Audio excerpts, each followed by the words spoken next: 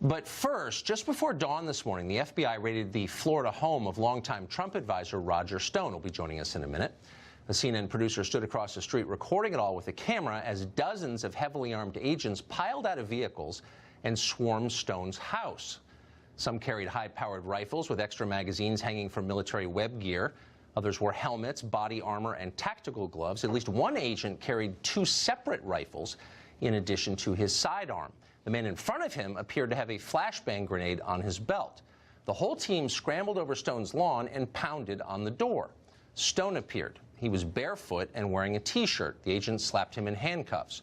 Before they led him away to jail, Stone told the agents that his wife was upstairs with their dogs. Stone's wife is deaf and didn't understand what was happening. Stone was worried that one of the men in tactical gear might shoot her by accident. Tragedies like that regularly occur during law enforcement raids.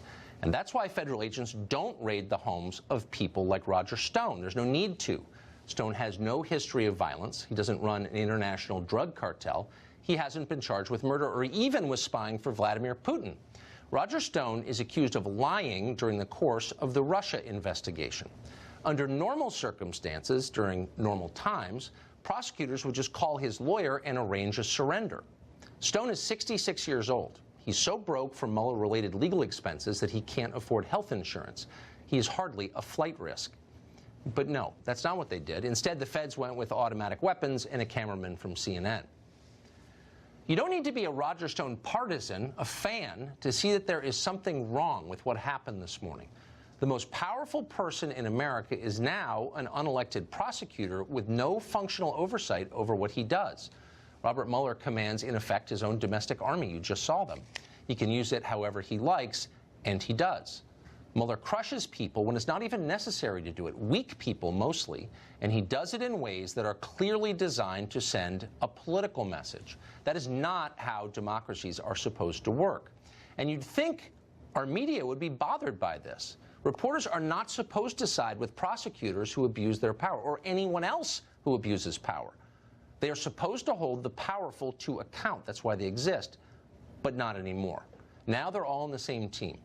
Robert Mueller is a hero to our press corps. When his agents raid the home of an elderly man charged with piddling crimes, they air the tape and they celebrate. Roger Stone, like Donald Trump, is a political con man whose showman shtick has finally caught up with him. Let me be the first to say, if you look up the word scumbag in the dictionary, you're going to see Roger Stone's picture there. I am just so damn happy this guy is indicted and arrested. He is a horrible human being. He is a thug. He is a bully. Bye-bye, baby. Karma is a bitch. How'd you like to have her in charge of your life? So damn happy. So a barefoot Roger Stone is taken to jail. If that thrills you, it may be time to take a break, pause, and reassess what's happened to your soul.